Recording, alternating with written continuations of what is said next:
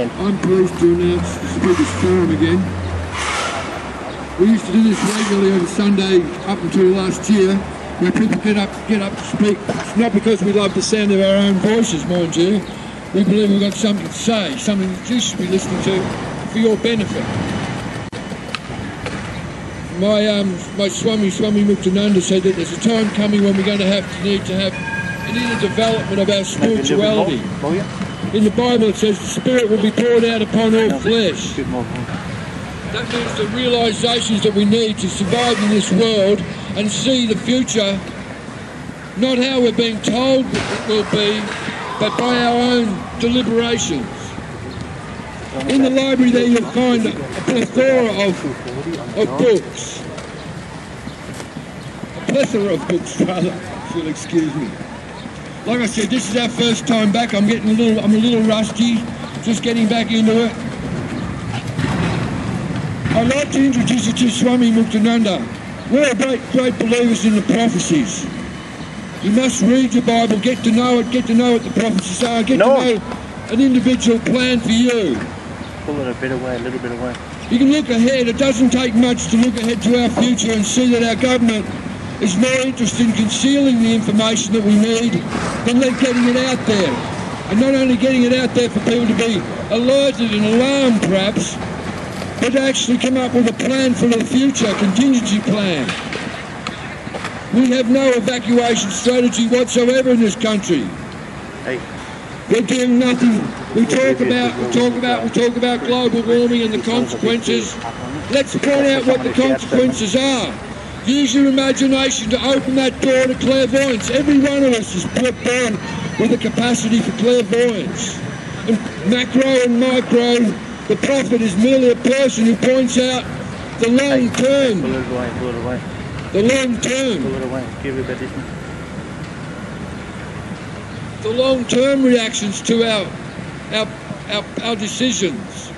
What we're getting from the government at the moment is a desperation for consumptionism, a desperation to prove that success is attained through material ends, that security is entirely a material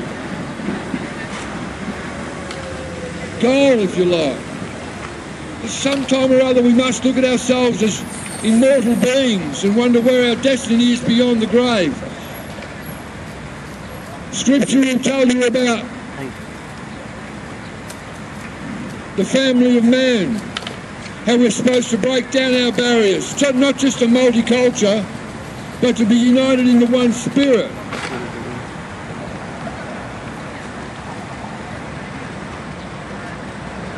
It's a little bit hard to hear the mic through the speakers down here. Hey, now we can't hear it. Our government has not made any plans for the future. They've shelved any trade-offs with emissions. They're going to have a commission and that'll take 2 years. That'll waste a bit of time. Meanwhile, they'll talk about uranium mining and nuclear power. They'll convince us that this is the way to go because it's cheaper. In fact, it's not cheaper. It's dangerous to our environment. It's dangerous to our health. Each nuclear reactor is a pinprick in the globe. The waste has to be stored for 400,000 years. So they open up the Northern Territory for waste dumps on Aboriginal lands. They have a contempt for the people. They don't have a plan for global warming and they want you to forget about it and forget about it and forget about it and concentrate on the material things in life. Getting rich is a goal for a few successful. We are doomed to live in poverty, most people, scratching by just to make ends meet or to wait for our pension and our retirement budgets. What we've got to do is plan for a future beyond fossil fuel. We must see that it's achievable. We must demonstrate that it's achievable. And it takes one country, not just Chile, but a country like Australia with all the resources at hand. It's time we explored alternative lifestyles. in a realistic way, in a way to regenerate our environment. Give our kids options instead of oppression. Oppression that leads to the violence that we see on our streets. It's all about territory. And the moment we realise that it's about territory, we can start setting up neutral zones for people to develop their talents and skills, working class people. You won't find many working class kids making their way into universities now. $15 billion a year we're creating in revenue from selling off our universities. Well and good, but you become dependent and complacent on that income. And you forget to educate and guide your own people. You neglect your natives, your Aboriginals, your original immigrants, you shelve them. You put people off on pensions. You don't give them employment. Idleness breeds sickness. It breeds anger and spite. It is not just enough to be cynical and say nothing can be done. Somewhere inside your hearts you must find a place for a future where we can demonstrate living together in peace. We call it an ashram in India. We call it a place of peace where you can meditate and learn about your inner well-being, your inner worth, your true identity even. The Buddha says all the world is suffering. We've got to come to terms with the fact that it's not meant to be cushy and soft, but a challenge for us. A challenge that we survive into the future. We say we love our children, let's guarantee them a future, let's demonstrate alternatives. The kibbutz comes to mind. Build a nation with the kibbutz system. Why can't we build a new frontier, as I said, for in case of evacuation at least? You have nuclear reactors dotted along your east coast, and that's what their plan is, believe me. It's not cheap, it's not clean, and it's not efficient nuclear power. You must realise you're going to be faced with a choice, and it won't be a referendum, and it'll have to be a demand that we do not entertain the idea of nuclear reactors in this country. Why not? As I just explained, they're not cheap, they're not efficient, they're not effective. And they leave a massive headache for the rest of time. But they don't pollute the air with fumes like coal. But they're not cheap. You'll imagine subsidising an industry at such a cost that it can embarrass the future of this nation. So expensive that we can't afford to run it. Each nuclear reactor only lasts 40 years, then you've got to build another one. And then another one, and another one. They talk about the new millennia, 100 years. I talk about 1,000 years of peace. And how are we going to get it? If you've got an imagination, you can open the door a little bit and see us living in harmony. I say let's legalise marijuana instead of using it as a weapon to oppress young people. If we get the right republic, if we're educated about what a republic means, not just another first-past-the-post coat hanger for the slobs in Canberra to indulge themselves, if we have someone who's generating enough passion in what he believes, that he sees a future that is beyond fossil fuel, so that we can set an example for the rest of the world. Do you think that people would ever vote for such a person if one was to come along? Well, I'm given to believe that a time will come when we'll need such a person. This country, if you look at it logically, logical consequence says, if you go on polluting your environment in such a way that it makes it uninhabitable, you've got to do something about it now. Don't wait 2,000 years till we can't breathe the bloody air. That's what I'm saying. I don't like to sound like one of the old-fashioned preachers. I don't get off on that. I don't get off on it at all. I've got too many chinks in my armour. But all I know is that we do need a plan for the future, and you can't rule out the presence of God, the inspiration, the beautiful and brilliant intelligence that comes to you, the genius and the will to survive, the will to succeed, directed towards our environment and our guarantees. That's what we need. And the time will come when it will happen because it must. Because that's how the law of logical consequence works. If you keep on trapping in your own nest, pretty soon it's going to be uninhabitable, basically. And we've got to choose. Individually today I might reach just one person who hears one word. You don't find truth in there, you just find facts, logics, information, entertainment, lies, pretense.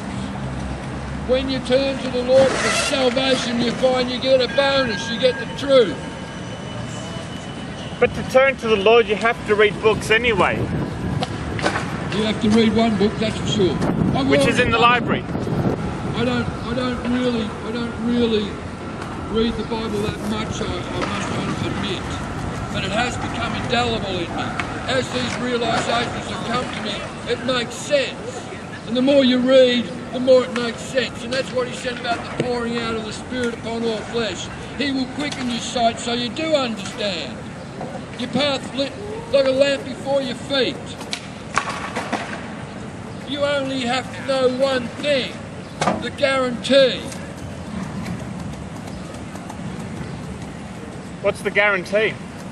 Eternal salvation is your guarantee, and the knowledge that you're serving the truth in every moment of every day. It sets you free because you're not bound by debt. You're not bound by obedience, blind obedience. You're not bullied by necessities. You've found something that can transport you beyond that. Call it idealism to the perfection side. When you see I've got something I can contribute, even if it's just my voice. And that's why this Speakers Forum is so important for anyone who wants to get up and speak their piece. We haven't got a government that listens to ideas, they prefer to suppress information. They certainly don't want to hear the truth that we are in peril right now. But that's what the people keep voting for. Every election they go back and march like lemmings and vote for one of the two major parties. It's not that there aren't other parties to vote for. The problem is people prefer the devil they know than the devil they don't. That's true. So they go for the safe option. The devil they know. That is a truism. But I'm trying very desperately right here to introduce you to another person, the Supreme Being. I don't try and hide it, I don't try and pretend. Because I have nothing else in this world. Nothing appeals to me, nothing inspires me here. Why do we prefer to run back to the ballot box and say, this is representation when we know it's not? It's because individually they don't give us a toss about any one of us. It's because democracy doesn't work. That's why. We think it's the best system, but it's not. It's what's led to the status quo we have now. You let people decide what they want, and they're going to base it on emotion. It's only a better system because we're in it. The capitalist system is flawed, it's exploitive, it's corrupt, and it's criminal. But it's because we people, we are this country. Each one of us is just a voice, but we can say, this is what's troubling me, this is what I see as our problems, and this idea venture is our solution. Now, the problem with capitalism is it requires people to act a certain way for it to work. In slavery, that's what it means, in slavery. No, it makes assumptions about... Put a card out in front of you, they'll give you all your own opinion. You know yourself, people have their own opinion, they don't want to listen to anyone else. It's human nature to be defensive. But that's the way people are. You see, these ideas, capitalism, democracy, communism, they came around 150 years ago. And people knew a lot less about human nature back then. I can say Jesus came around 2,000 years and he's just as much a revolution. That's status quo. Now the point is that a lot of the ideas that we hold valuable in our society today were invented a long time ago. And they're invented at a time, or created at a time when people thought every human was a completely rational animal, was an individual, could make rational decisions on their own. Right? Communism and capitalism are based on this idea. Democracy is based on the idea that one person can clearly think out and make a right decision. The problem is we've learned a lot about the way the human brain works since then, but nobody's adjusted their ideologies. Nobody said, okay, this is the way people work. What's your point? My point is that we know a lot more now about the way people work than we did 100 years ago. But we're still hanging on to these old ideas and disregarding everything that we've discovered about society since then. So we know, I mean, I can tell you exactly why people do what they do, but we pretend that they don't do work that way. When it's your turn to speak, get up and talk about it, because your question's too long and I can't cover all of it. What motivates people to return to the ballot box? Basically because we crave security. You stumped him. So, Like he said, so he had to pass it. We know. This is what I'd like to say to you about the Master. Once you know him, you won't be trusting anyone else because he's giving you the truth. You'll see through the veils. I feel very, very, very sorry for people who do not have this communion with Spirit. That's what I say. Yes, sir. Assuming there is a supreme being, and assuming that we are created due to him, what would you say that during the course of our evolution or progress as a society, not only have we degraded in morals, but we've also not only solved our problems, but have actually surpassed the need for even having a creator in the first place to have someone to even be accounted to? That's I see where you're coming from. We've outgrown God, you reckon? Assuming one existed, why do we still have to be indebted to him? If we are able to solve all our problems ourselves. I find it a different relationship. I don't see any need for indebtedness to God or in the need of having a religious attitude. I'm very, very much my own self 99% of the time when I'm not in my meditations. Do you know what I mean? I try from the very drop to introduce myself as an equal to every person because of one reason. Hey. God, greatest equal. He's inside us. It's that very living man. It's not hard. Hey, put the mic closer to your face so we can hear.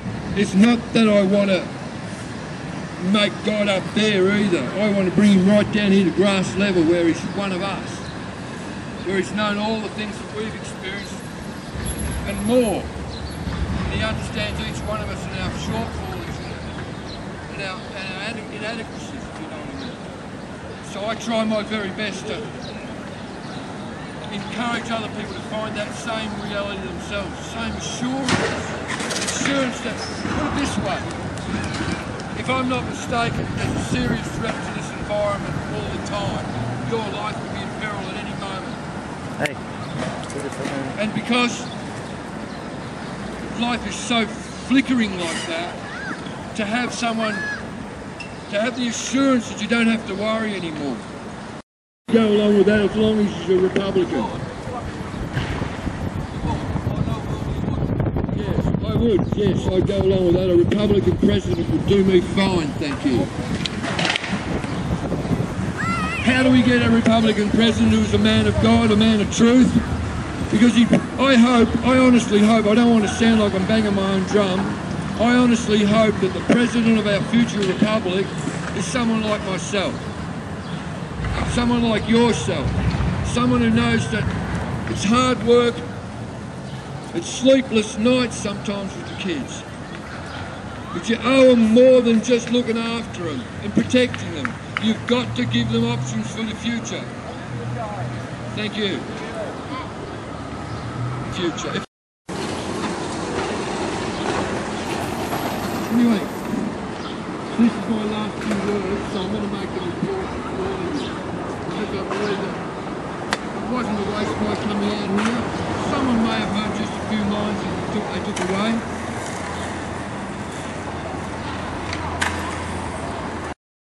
As I say, people have two options. We can continue with things the way they are, and we know what's going to go wrong. Or we can choose an alternate lifestyle where we don't know what's going to go wrong. And the sad fact is, people are going to continue to choose the status quo, even though they know it's not going to work, because, as I said, it's the devil they know. So the problem that you have, I mean, I agree that changing the way we live may lead to a better future. The problem is people don't like to take risks. And I think you have to be aware of that. And even though people, I mean, there are plenty of times that people choose a much worse fate when they Can know I it's going to interrupt? Can I happen. interrupt? Because Yep. I'm going to finish.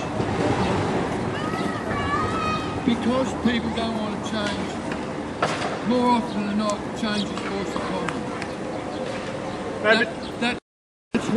That's why I've always added marijuana law reform as part of my debate. It's the one substance that works on the psyche to actually create a state of peace. It can bring about calm. I mean, It it's can never, bring about, open up the channel to wisdom too, etc.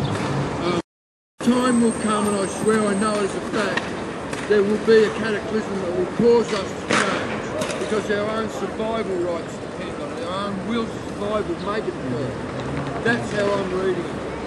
And in the meantime, we must find our personal peace by knowing what we should be doing, what we can be doing, like yourself, getting up here and speaking, so you have an opinion, you're entitled to express it, and that's the freedom and beauty of this country.